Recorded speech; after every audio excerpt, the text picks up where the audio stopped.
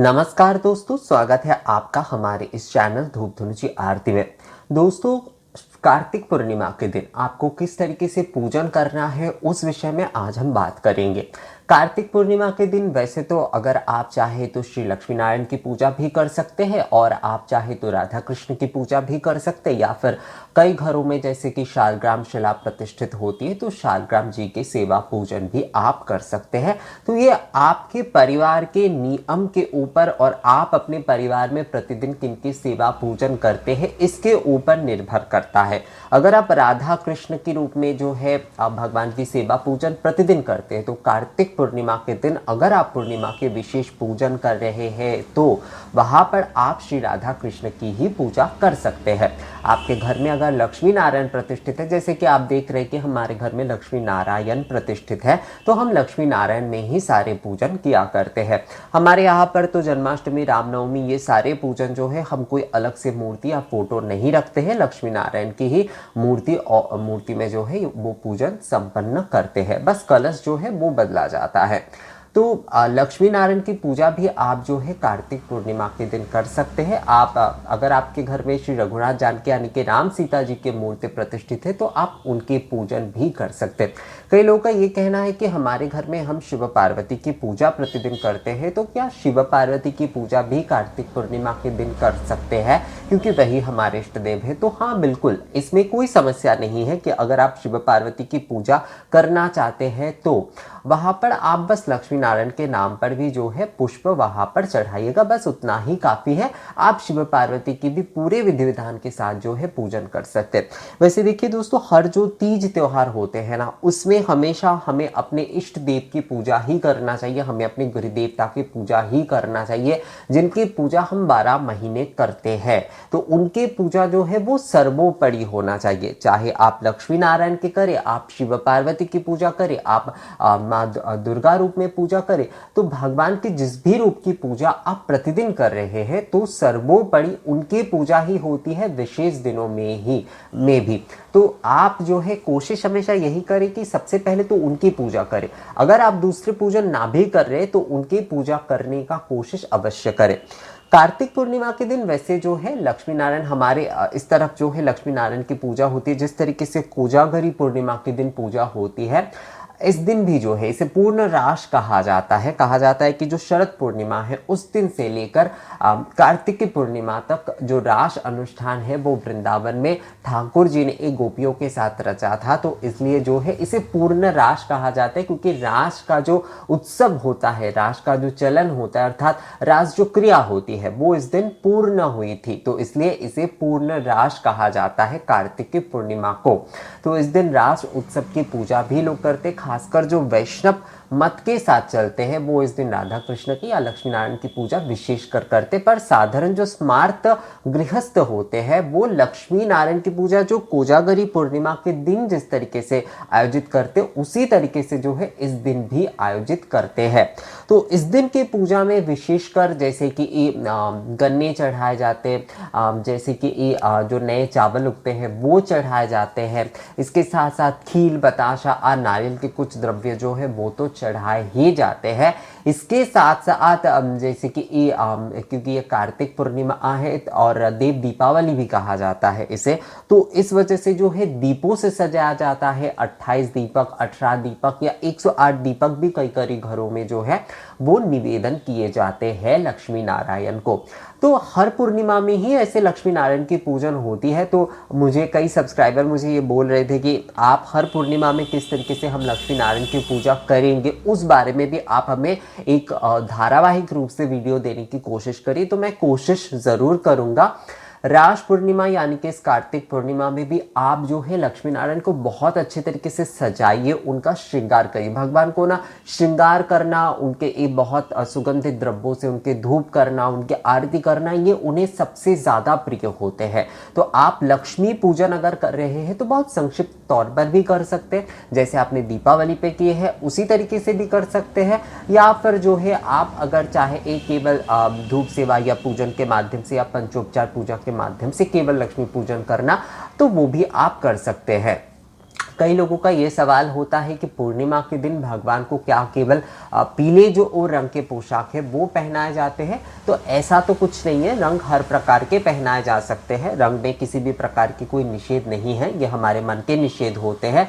तो अगर आप पीले रंग की पहनाते हैं तो बहुत अच्छा है, क्योंकि कहा जाता है कि लक्ष्मी नारायण दोनों को ही जो है ना पीले रंग बहुत प्रिय होते, गुलाबी रंग बहुत प्रिय होते, नारंगी जो रंग होते, क्योंकि नारंगी रंग जो होता है वो लाल और पीले रंग के मिक्सचर से बनता है, तो इसलिए नारंगी रंग के पोशाक भी उन्हें बहुत प्रिय होते। तो इन 3 रंगों के पोशाक आप पहना सकते हैं, या फिर आपको और अगर किसी भी रंग के पोशाक प्रिय है तो वो आप पहना सकते हैं। जैसे कई घरों में तो सफेद रंग के पोशाक पहनाए जाते हैं पूर्णिमा के दिन खासकर, तो वो भी आप पहना ही सकते हैं, इसमें समस्या नहीं है। पर पूर्णिमा के दिन क्योंकि ये जो है चंद्रमा होती है, चंद्रमा का पूर्ण उदय होता है, तो इस वजह से जो है उस दिन इस प्रकार के रंगों के ऊपर ज्यादा ध्यान दिया जाता है, जो कि सफेद हो गया, पीला हो गया।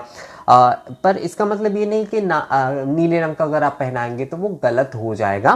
पर क्योंकि ये सफेद रंग के साथ, यानी चंद्रमा का रंग जो होता है वो थोड़ा मतलब वो पीले टाइप का सफेद होता है एक प्रकार का, तो इस वजह से जो है उस शीतल रंग को ध्यान में रखते हुए जो है ना उस प्रकार के पोशाक भगवान को पहनाए जाते हैं, तो आप वो पहना सकते हैं।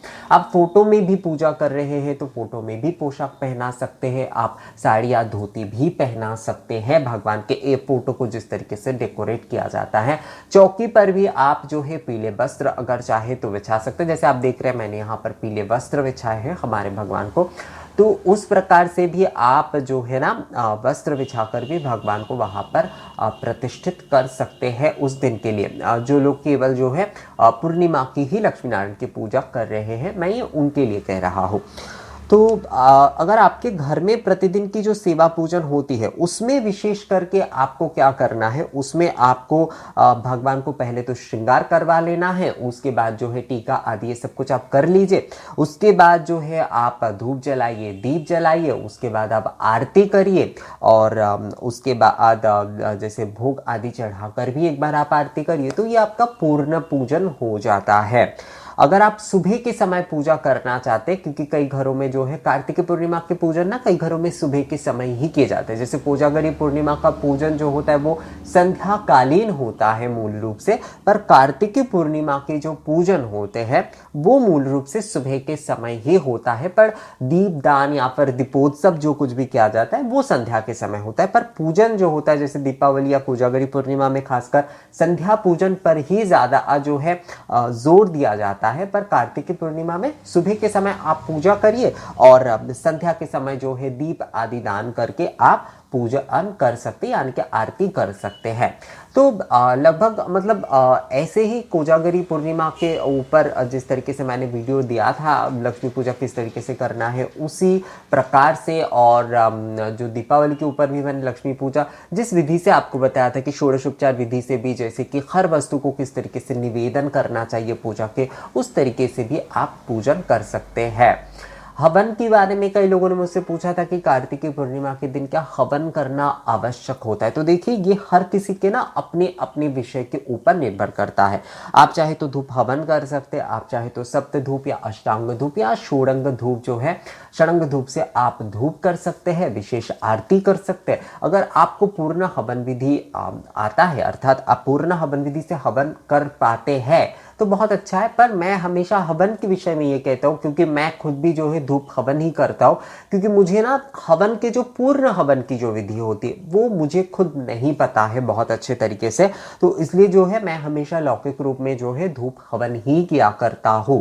क्योंकि हवन का मूल विषय, घर पे अगर हवन या अग्निहोत्र के मूल विषय अगर देखा जाए तो हमारे ये जो भी तारे वायुमंडल है, घर के जो वायुमंडल है उसे शुद्ध करना होता है और एक पॉजिटिव या आध्यात्मिक ऊर्जा को जो है वृद्धि करना होता है। तो उसी भावना के चलते ही मैं जो है घर पे धूप हवन करता हूँ, उसके साथ साथ धूप दीप आरती ये सब कुछ तो करता ही हूँ दोस्तों। ये आप जानते हैं कि मेरा धूप और आरती पर ही ज़्यादा फोकस रहता है। तो आपको कार्तिकी पूर्णिमा भी जो है इसी तरीके से जो है भगवान की श्रृंगार आदि करके पूजा आदि करना आपको चाहिए। और व्रत कथा अगर आप पढ़ना चाहते तो आप व्रत कथा पढ़ सकते, कुछ पुराण के कुछ अंश अगर आप पढ़ना चाहते तो वो आप कर सकते। आप भजन कीर्तन अगर करना चाहते इस दिन श्री लक्ष्मी नारायण के तो वो भी आप कर ही सकते, वो बहुत ही अच्छा होता है। उसके साथ साथ कई लोगों का ये मन होता है कि इस दिन अगर हम जो है कुछ ब्राह्मणों को खिलाए, कुछ लोगों को खिलाए, तो मैं आपको कहूँगा वो भी आप कर सकते हैं। पर कोविड के कारण कई घरों में जैसे कि खाने का ये जो सिलसिला है इस बार मुझे बहुत कम ही देखने को मिल रहा है, तो इसमें आप एक काम कर सकते हैं कि सभी को श्रीफल सीधा वगैरह ये सब कुछ आप लोग दान में दे सकते हैं, ब्राह्मणों को भी दे सकते हैं और जो ज़रूरतमंद है उन्हें भी आप दे ही सकते हैं।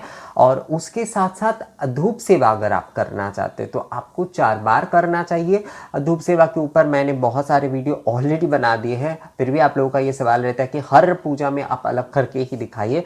तो धूप सेवा में भी 4 बार जैसे सेवा होगी, मंगल मुहूर्त में पूर्वाह्न में 1 बार होगी, मध्याह्न में और संध्या के समय जो है धूप सेवा होगी। धूप सेवा में षडंग धूप से आप धूप सेवा करने की कोशिश करिए। उसके साथ साथ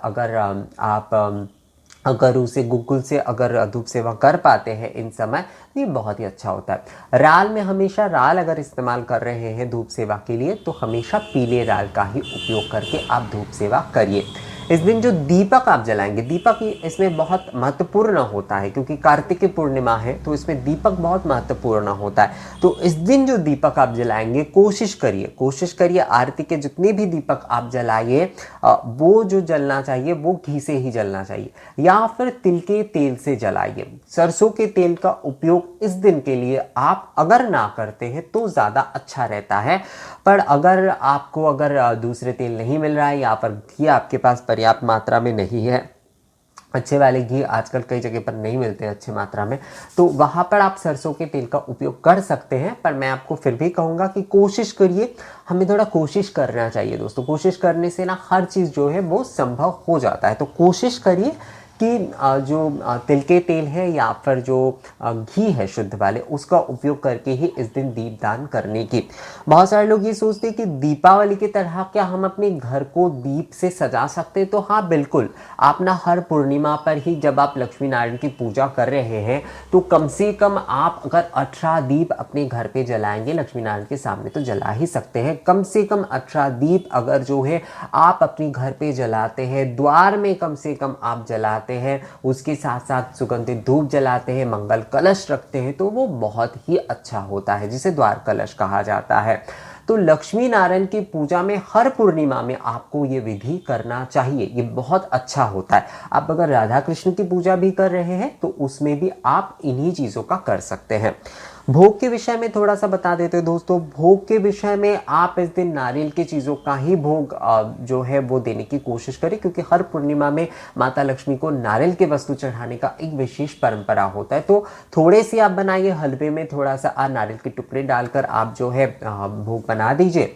उसके साथ साथ जो है आप नारियल के लड्डू जैसे मैंने दिखाया वो चढ़ा सकते हैं। रचना के तौर पर जो मुड़की है, नाड़ू है, बताशा है वो आप चढ़ा सकते हैं। भोग हर किसी के ना अपनी अपनी ऊपर निर्भर करता है। कई लोगों के परिवार में ये नियम होता है कि उस दिन जो है सफ़ेद वाले जो सूजी के हलवा होते हैं वो चढ़ाए जाते हैं या फिर जो खीर होता है वो चढ़ाए जाते हैं। तो आप अपने कुलाचार के हिसाब से भोग देखिए, मेरे घर के खान पान का रिवाज कुछ अलग होगा, मेरे घर के भोग चढ़ाने का रिवाज भी उस वजह से जो है वो अलग हो सकता है। आपके घर के खान पान, आपके घर के रिवाज जो है वो अलग हो सकता है। तो इसलिए जो है मैं अगर ये बता दूं कि आपको यही भोग चढ़ाना चाहिए तो मुझे लगता है वो सही नहीं होता है। मैं आपको ये बोल सकता हूँ कि ये भोग जो है वो बनाकर आप चढ़ा सकते हैं। तो आप अपने कुल के हिसाब से, अपने परिवार के नियम के हिसाब से जो है भोग का आयोजन कर सकते हैं और उसके बाद भोग चढ़ाकर आरती अवश्य करिए। इस दिन जो है ना आप जितना समय जो है आप लक्ष्मी नारायण के साथ बिताएंगे, आप उनके आरती करेंगे, भजन करेंगे, कुछ पाठ करेंगे, ये बहुत अच्छा होता है। पाठ कई समय क्या होता है, पाठ हम लोग जो करते हैं वो केवल भगवान के सामने पढ़ने के लिए हम वो पाठ करते, तो ऐसा नहीं। पाठ करते समय उसके विषय जो उसमें जो ज्ञान है उसे हमें अंतर्निहित करना चाहिए, अर्थात उस विषय को हमें समझना चाहिए। हम अक्सर क्या करते हैं, उस चीज को भगवान के सामने बस पढ़ लेते हैं। तो वो जरूरी नहीं है, केवल भगवान को तो वो सारी चीजें वैसे ही पता है दोस्तों। उन विषयों का पाठ करने का विशेष दिनों में ये कारण होगा क्योंकि रोज शायद हमें पाठ करने का मौका ना मिले, रोज शायद हमें उन सारे विषयों के ऊपर जानकारी हासिल करने का मौका ना मिले, पर हम विशेष दिनों में कम से कम जो है उन विषयों को जानने का ये एक प्रक्रिया होता है। तो उन दिनों में हमें उस ज्ञान को पूरी तरीके से अंतर्निहित करना चाहिए। ये विषय बहुत जरूरी है, तभी जो है हम ईश्वर के कृपा को पा सकते, ईश्वर को हम समझ सकते हैं, अर्थात उनके महिमा को, उनके महत्व को जो है हम समझ सकते हैं। तो इसी तरीके से जो है आपको कार्तिकी पूर्णिमा के पूजन करना है। आप अपने घर को जो है बहुत अच्छे से दियों से सजाइए, बहुत अच्छे से रंगोली से आप सजा लीजिए, बहुत अच्छे से भगवान को भी श्रृंगार करवा लीजिए, बहुत अच्छे से जो है आप कलश स्थापना करके भगवान की पूजन आदि करिए, षोडशोपचार से करिए, पंचोपचार से करिए, धूप उपचार से करिए, जिस उपचार से भी आपको पसंद है आप करिए, बस पूर्णता से करिए, निष्ठा के साथ करिए, भक्ति भावना के साथ करिए, आरती विशेष रूप से करिए, धूप दीप प्रज्वलित अवश्य करिए। और उसके साथ साथ जो है अगर जागरण कर पाते हैं रात्रि में थोड़े समय के लिए, अगर जागरण कर पाते हैं तो वो बहुत ही अच्छा होगा। तो दोस्तों इसी तरीके से जो है आपको कार्तिकी पूर्णिमा की पूजन कर लेना चाहिए। आप में से कई लोगों ने मुझसे कहा है कि देव दीपावली की जो आरती की जाती है उस बारे में आप एक वीडियो बनाइए कि किस तरीके से हम जो है केवल देव दीपावली की आरती कर सकते हैं। तो उसके बारे में हमारा नेक्स्ट वीडियो भी आने वाला है। तो दोस्तों ये वीडियो आपको कैसा लगा मुझे कमेंट्स करके जरूर बताइएगा। अगर ये वीडियो अच्छा लगा है तो इसे लाइक और शेयर भी जरूर कर दीजिएगा। मिलेंगे आपसे अगले वीडियो में नई जानकारी के साथ, तब तक के लिए नमस्कार।